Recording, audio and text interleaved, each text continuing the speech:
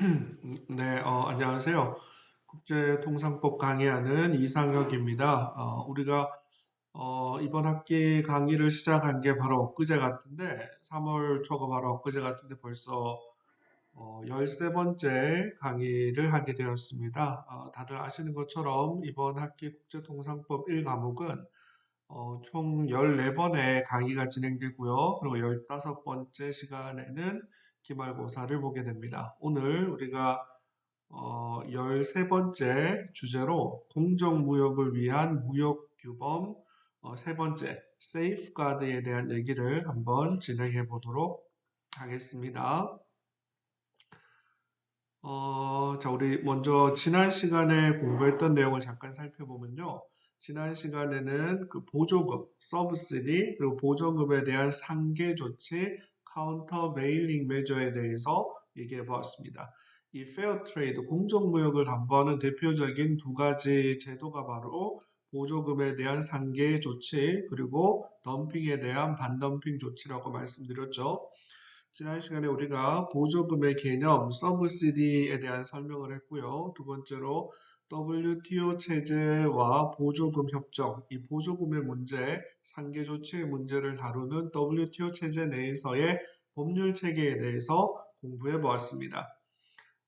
그리고 보조금의 세 가지 유형 및 상계 조치에 대해서 말씀드렸습니다.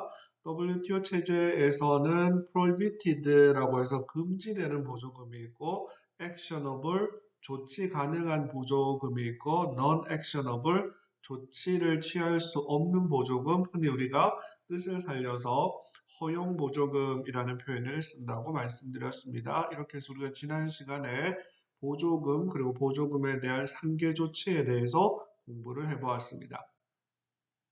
오늘 우리가 배울 내용은 먼저 첫 번째로 세이프가드 조치의 개념이 무엇인지, 이 세이프가드 조치가 어떻게 활용되고 있는지에 대한 설명을 드릴 거고요.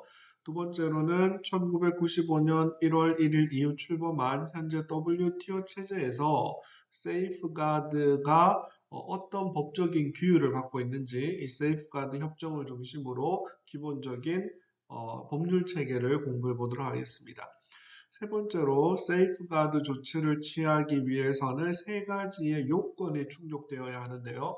이 요건이 무엇인지에 대해서 설명드리겠습니다. 이제 중요한 것은 조금 이따가 말씀드리겠습니다만 엔타이 덤핑 매저 반덤핑 조치, 그리고 보조금에 대한 카운터 베일링 매저 이 상계 조치와 비교해서 세이프가드 조치는 어떤 차이가 있는지 이 세 가지를 비교해서 이해하는 게 아주 중요합니다. 자, 그러면 먼저 세이프가드 조치의 기본 개념 및 활용이라고 해서 우리 지난번에 설명드렸던 내용입니다. 자유무역이라는 개념이 있고 공정무역이라는 개념이 있다고 말씀드렸습니다.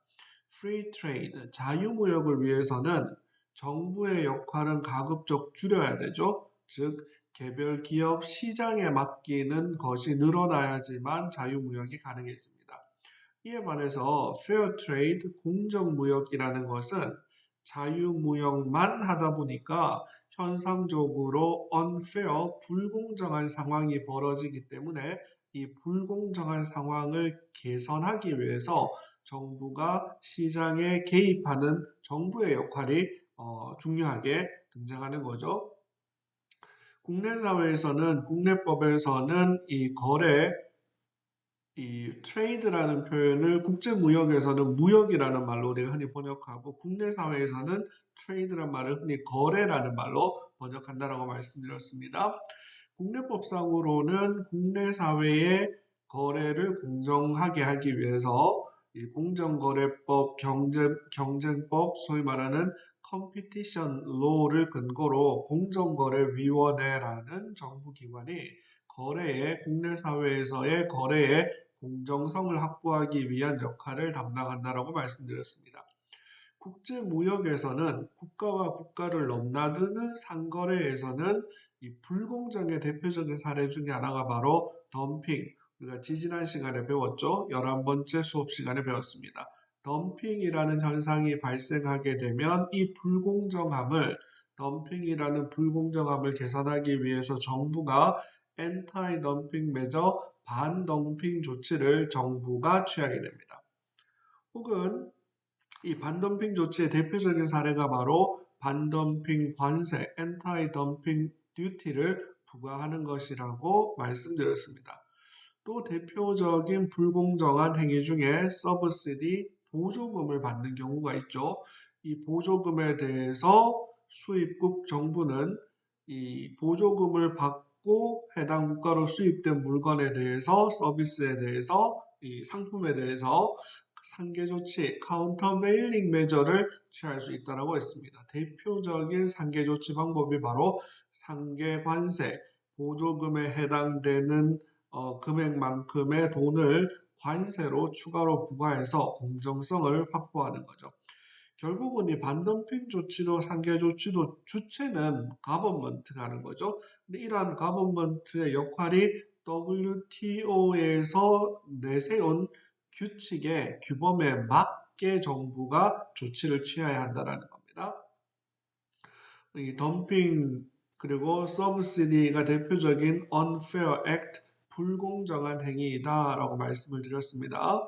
그리고 이러한 불공정 행위로 인한 불공정한 상황을 제대로 회복하는 것, 이걸 트레이드 레머디, 무역 구제 조치다라고 말씀드렸습니다.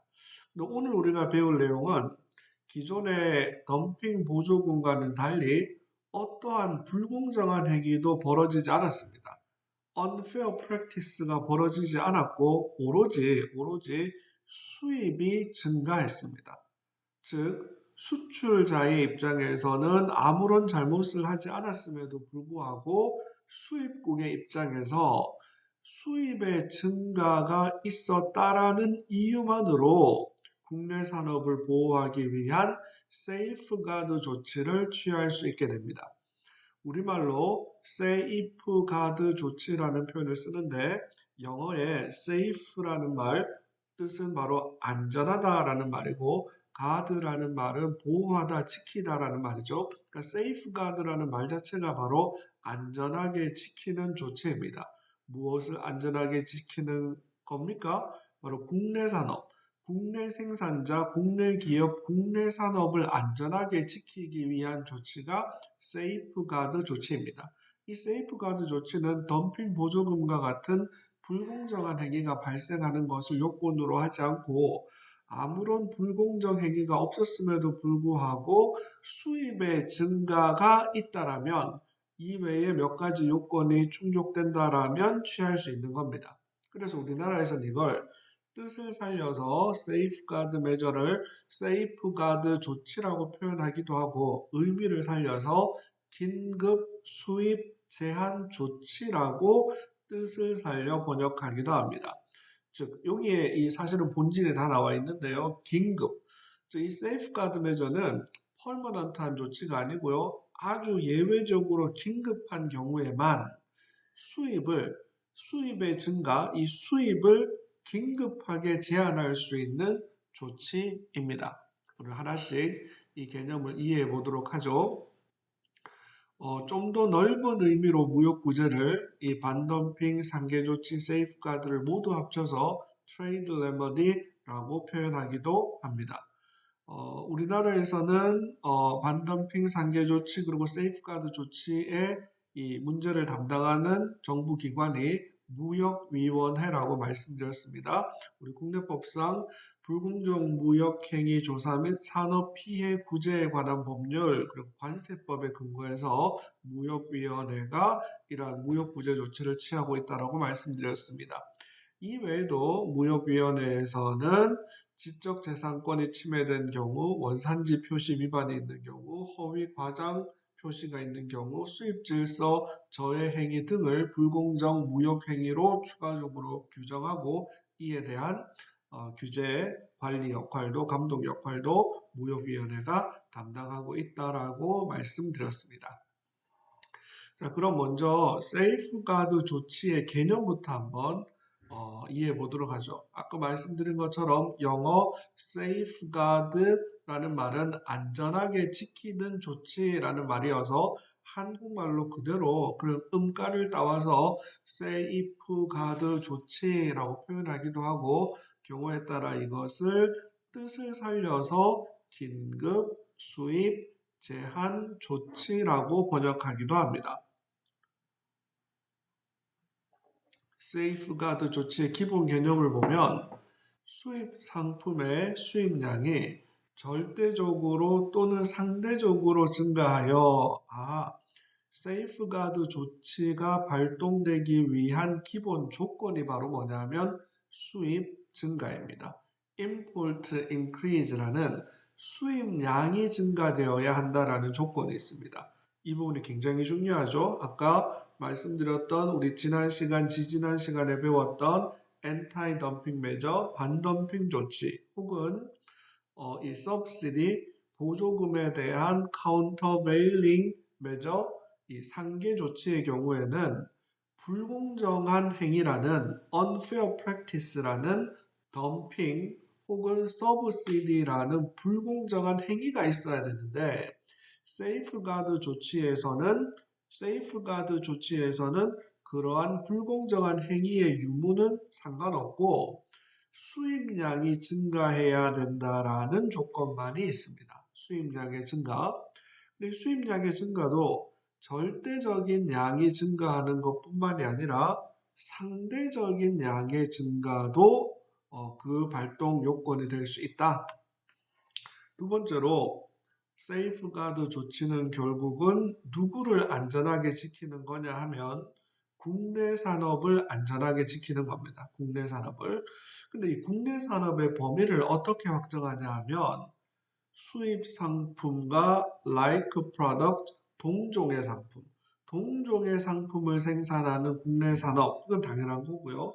이뿐 아니라 그 범위를 더 넓혀서 directly competitive product, 직접적으로 경쟁적인 관계에 있는 상품을 생산하는 국내 산업 또한 세이프가드 조치의 보호 대상에 포함됩니다.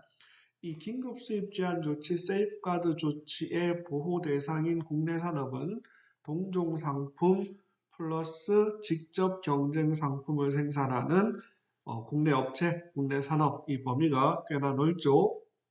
자, 가장 중요한 대목이 나왔습니다.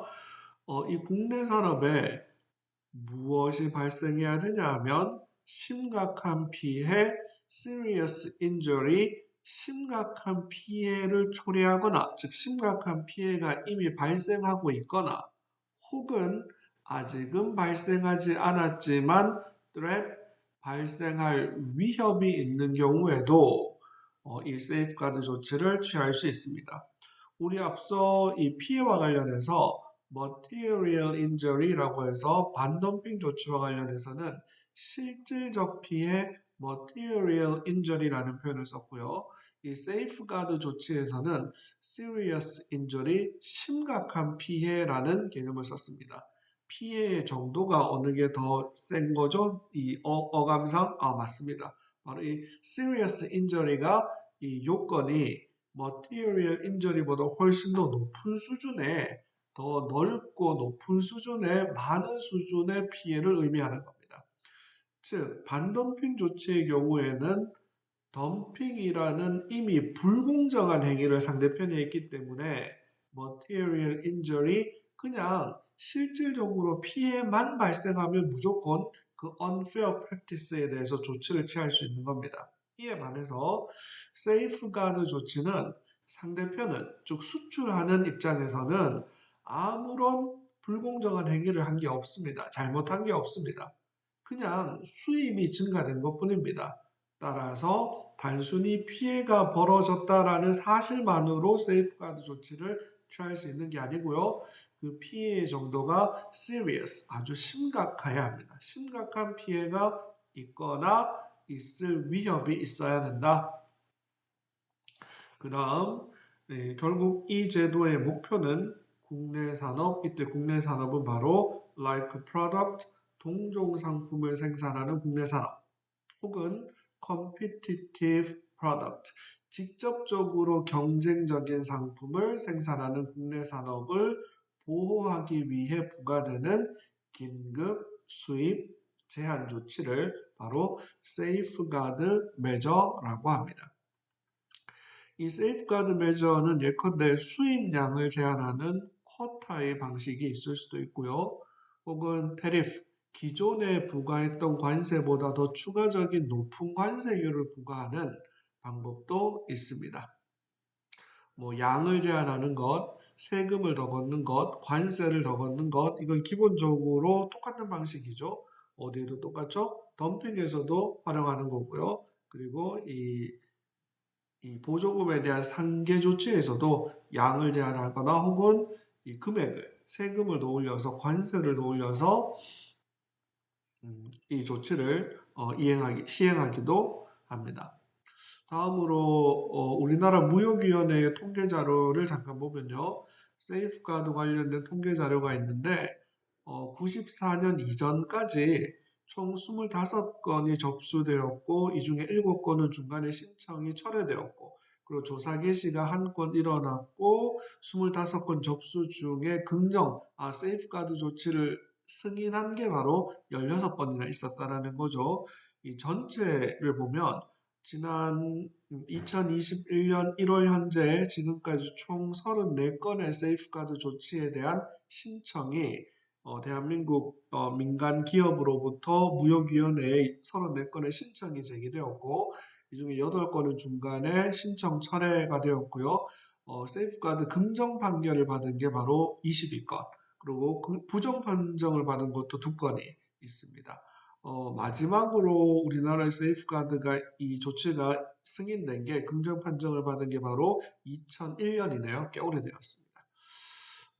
이 세이프가드 조치도 비록 반덤핑이나 보조금에 대한 상계관세 조치에 비해서는 그 활용 빈도가 떨어지긴 하지만 여전히 국내 산업을 보호하기 위한 유용한 무역구제 제도로서 국내에도 활용되고 있습니다.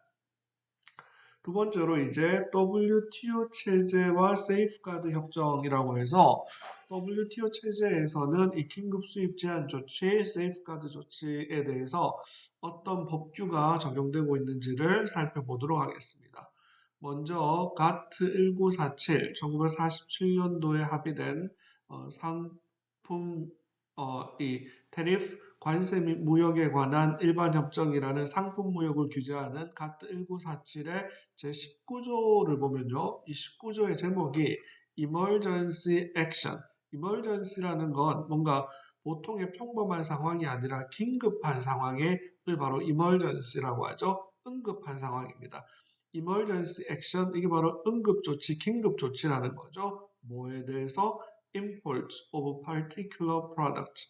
특정 상품의 수입에 대한 긴급 조치. 이게 바로 1947년도의 용어인데 이 용어를 현재 2021년 현재는 뭐라고 표현한다라고 했죠? Safeguard Measure라는 표현을 사용한다고 했습니다. 1995년 WTO 출범 이후에 이제 이 Emergency Action on Import of Particular Product라는 개념을 그냥 Safeguard 조치, Safeguard Measure라고 표현합니다. 이게 바로 가트 체제에서 세이프가드 조치에 대한 근거 조항이 되는데요. 제 1항을 잠깐 보면 1항 A호를 보면 if 해서 이제 조건이 나옵니다. As a result of unforeseen development. unforeseen이란 말은 예견하지 못했던 이 긴급 수입 제한 조치라는 것은 수입이 증가할 거야라고 예견한 게 아니라 예견하지 못했는데 갑작스럽게 수입이 증가하는 겁니다. 그렇기 때문에 갑작스러운 수입의 증가에 대해 국내 산업을 보호한다라는 예외적 조치입니다. unforeseen development가 있는 겁니다. 뒤에를 잠깐 보면요. of the effect of the obligation incurred by a contracting party. 이 contracting party는 뭐라 그랬죠? 바로 가트 조약에 참여한 국제 조약에 참여한 국가를 contracting party 체약국, 체약 당사국이라고 했습니다. Under this agreement, 이 this agreement는 바로 1947 가트를 얘기하는 거죠.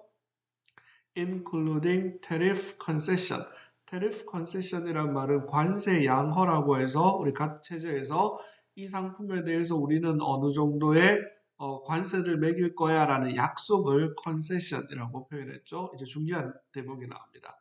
Any product is being imported into the territory of the contracting party in such increased quantities. 자, 아주 중요한 조건이 나왔습니다.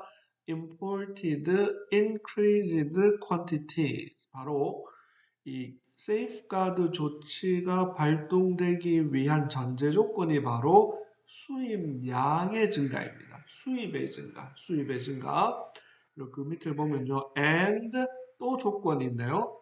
under such condition as to cause or threaten serious injury. 자, 너무너무 중요한 요건이 나왔습니다.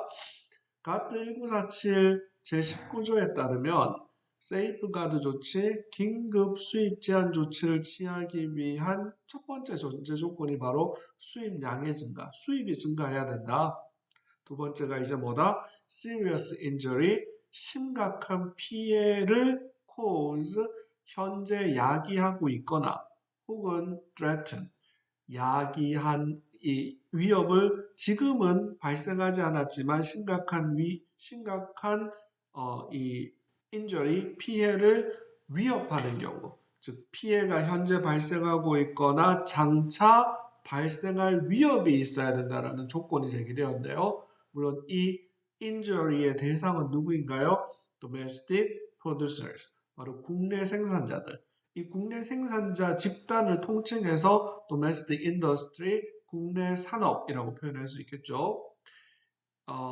in that territory of, 아주 중요한 표현이 나옵니다. like or directly competitive product.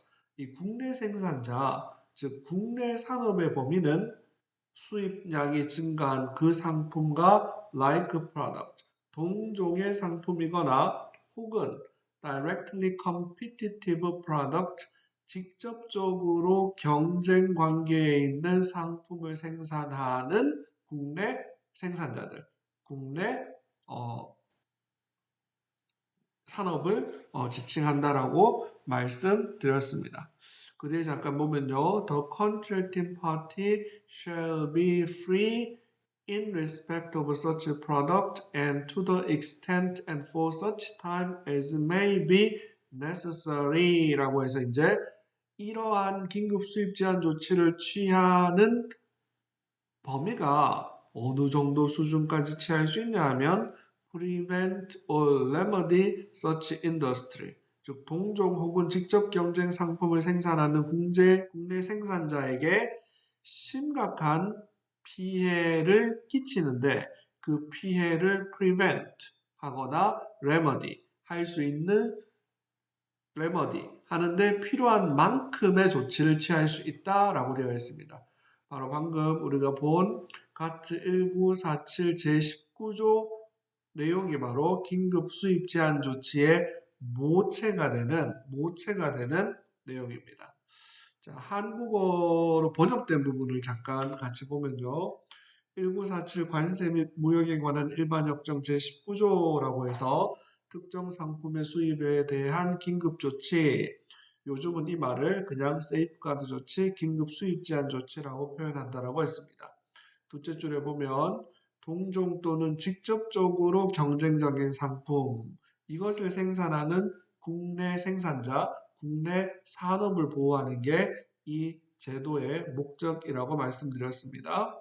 한 줄 밑에 보면 심각한 피해를 야기하거나 그 우려가 있는 경우 세이프가드 조치가 발동되기 위한 전제 조건이 바로 뭐다? serious injury, 심각한 피해가 있어야 된다.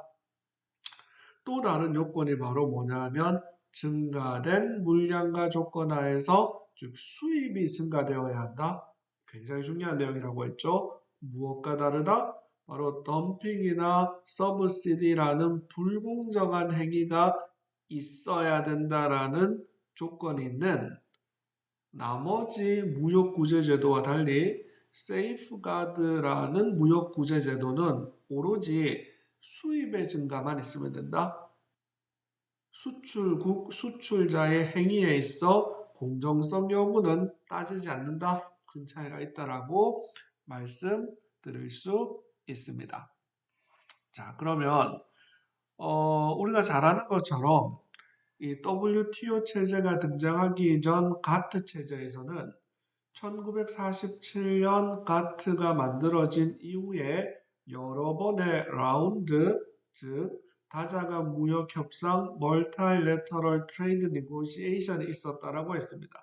초기에는 오로지 테리프, 관세를 인하하는 협상이 이 다자간 무역 협상의 주된 내용이었는데 1967년 존 F 케네디 미국 대통령이 주도했었던 이 가트 체제에서의 협상, 흔히 우리가 케네디 라운드라고 부른다고 했죠.